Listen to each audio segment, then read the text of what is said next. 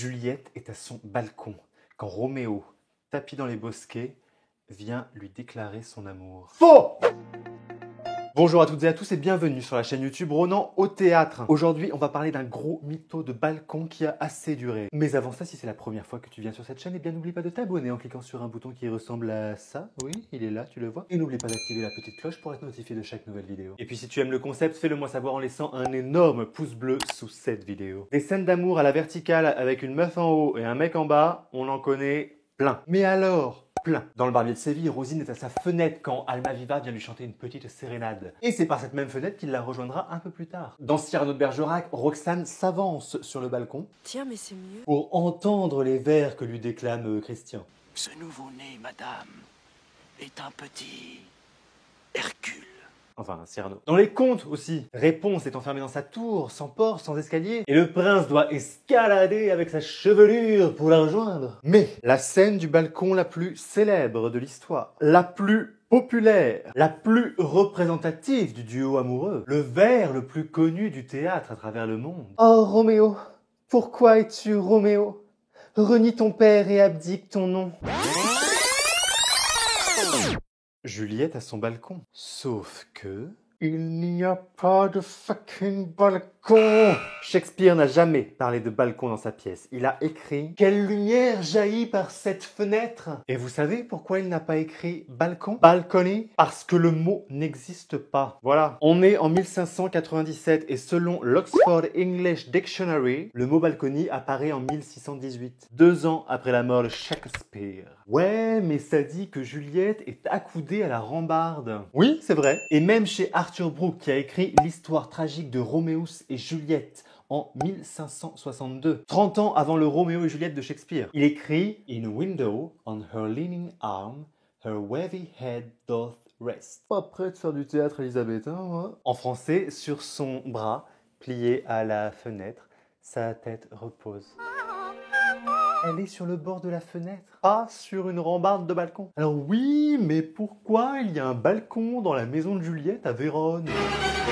Parlons-en de la maison de Juliette à Vérone. Déjà, il faut savoir que Shakespeare n'a jamais mis les pieds à Vérone. Jamais. Ce qu'on appelle la maison de Juliette, la Casa di Giulietta, c'est en fait la maison historique de la famille Dal Cappello. Et au 19e siècle, Roméo et Juliette étant toujours aussi populaires, il y a un mec qui a dit, un agent immobilier sûrement, « Et donc Bolo, il s'appelle comment la petite là dans la pièce de théâtre? Eh ben c'est Juliette, non? Admirez le jeu d'acteur s'il vous plaît. Ouais mais Juliette comment? Eh ben Juliette Capulet. Capuletti. Parce que j'ai la baraque des Dal Cappello à vendre là. Tu vois, si on disait que c'était la maison de la petite, il y aurait peut-être du blé à se faire, non? Dal Cappello, Capuletti. Bah oui. Et c'est ainsi qu'en 1905, cette maison devient un musée qu'on appellera la maison de Juliette. Mais en 1905, la maison de la famille Dal Cappello n'a toujours pas de balcon. Or, le touriste, il a vu Roméo et Juliette au théâtre. Il veut un balcon. Comment tu veux leur faire croire que c'est la maison de Juliette s'il n'y a pas de balcon? Donc, en 1936, pour attirer un peu plus de touristes, on va récupérer un sarcophage au château de Vérone.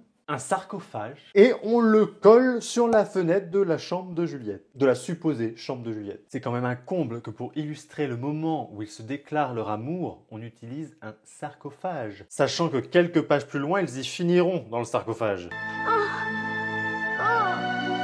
Bon, mais alors, d'où vient la confusion et pourquoi cette envie de balcon? Regardez la structure d'un théâtre élisabétain. Il y a un décor en dur, permanent.